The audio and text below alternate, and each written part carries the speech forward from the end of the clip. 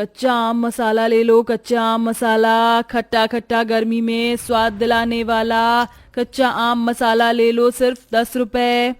अरे कुछ भी बोलो, अगर गर्मी में कच्चा आम मसाला नहीं खाया तो और क्या ही खाया। वही मजा ही आ गया ऐसे खाकर तो।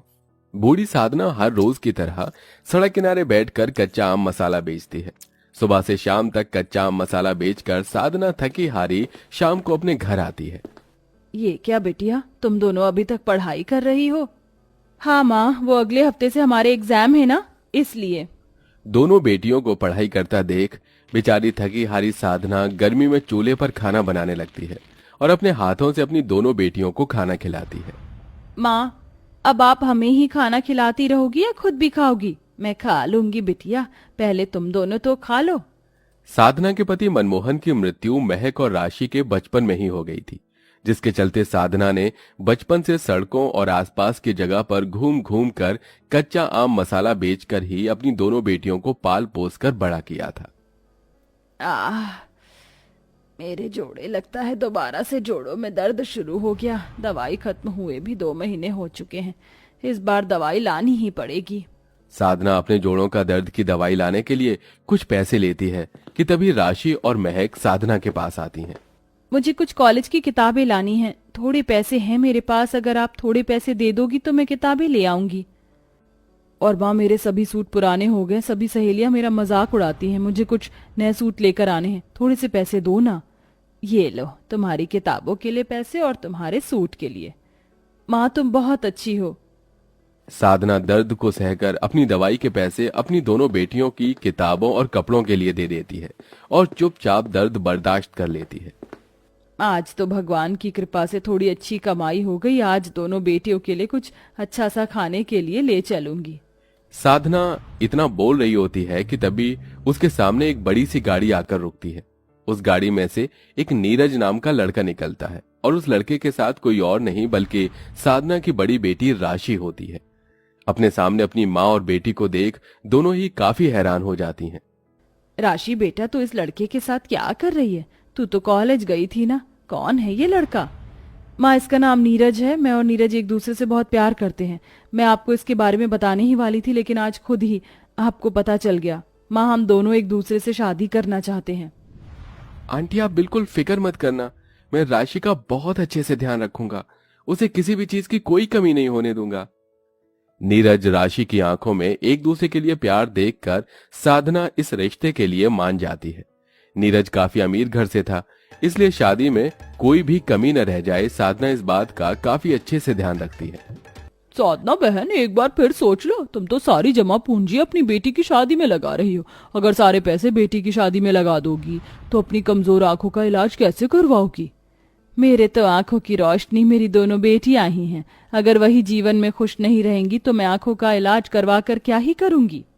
साधना अपनी आंखों के इलाज के पैसे और सारी जमा पूंजी राशि की शादी में लगाकर उसकी धूमधाम से शादी करके उसकी विदाई कर देती है। राशि का ससुराल काफी अमीर था, इसलिए वो ऐशो आराम से अपनी जिंदगी जीती है। वहीं दूसरी तरफ मेरी पढ़ाई अब पूरी हो चुकी है, इसलिए मैं अब शहर जाकर नौकरी करना चाहती हूँ। लेकिन महक बेटा, अगर तू शहर चली गई तो मैं यहाँ अकेली रह जाऊंगी। तेरे बिना मेरा क्या होगा? आप फिक्र मत करो, मैं इसीलिए ही तो शहर जा रही हूँ ताकि मैं मेहनत करके पैसे कमाऊं और आपको एक अच्छी जिंदगी दे सकूं। महक नौकरी के लिए शहर चली जाती है। वहीं बेचारी बूढ़ी साधना अकेले रह जाती है और अपना गुजारा चलाने के लिए कच्चा आम मसाला बेचती है। कुछ दिनों तक तो महक और राशि अपनी बूढ़ी माँ को कॉल करके उससे उसका हालचाल पूछा करती थी, लेकिन अब कुछ वक्त से दोनों बेटियों के कॉल आने साधना को बंद हो जाते हैं। साधना, तुम इतनी बीमार हो और तुम्हारी दोनों बेटियां हैं कि आने का नाम नहीं ले रही हैं। लगता है वो दोनों तुम्हें भूल गई हैं। नहीं विमला बहन, ऐसा नहीं है। राशि का तो तुम्हें पता है, शादी के बाद उस पर कितनी जिम्मेदारी आ गई होगी, और महक तो नौकरी की वजह से मुझसे मिलने नहीं आ पाती है। लेकिन तुम देखना, जल्दी ही मेरी दोनों बेटियां मुझसे मिलने के लिए आएंगी। साधना बीमार हालात में अपनी दोनों बेटियों के आने की राह देखती है। वहीं उसकी दोनों बेटियां तो अब ऐशो आराम से अपनी जिंदगी जीती हैं। शादी के बाद राशि हर दिन पार्टी, क्लब, शॉपिंग करना, नई जगह पर घूमना और महक जॉब के साथ साथ एक अच्छी लाइफस्टाइल जीती हैं। और इसी बीच दोनों ही अब अमीर बेटियां अपनी बूढ़ी और गरीब माँ को भूलने लगती हैं।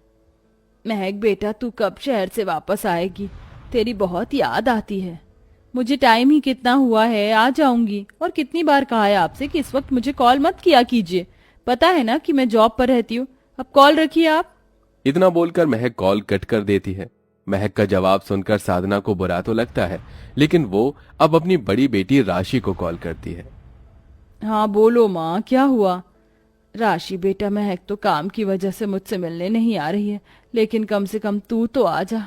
पता है 2 हफ्ते से कितनी बीमार हो, तो दवाई लेकर खा लो ना। अब हर छोटी छोटी बात के लिए मुझे कॉल करना जरूरी है। अपनी दोनों बेटियों के ऐसे जवाब को सुनकर साधना अंदर ही अंदर बहुत दुखी होती है और आंखों में आंसू लिए अपनी छोटी सी कुटिया में चली जाती है और हमेशा की तरह 2 वक्त की रोटी खाने के लिए कच्चा आम मसाला बेचने के लिए निकल जाती है। कच्चा आम मसाला ले लो, कच्चा आम मसाला। अरे भाई साहब, कच्चा आम मसाला ले लीजिए, बहुत ही मजेदार और स्वादिष्ट है। अरे अम्मा, आप ऐसी हालत में और इस उम्र में इतनी धूप में ये सब काम क्यों कर रही हैं? क्या आपके घर में आपके बच्चे नहीं है ना? अरे बच्चों के रहते हुए भी आपको ये सब करना पड़ रहा है। मुझे तो आपकी हालत पर तरस आ रहा है अम्मा।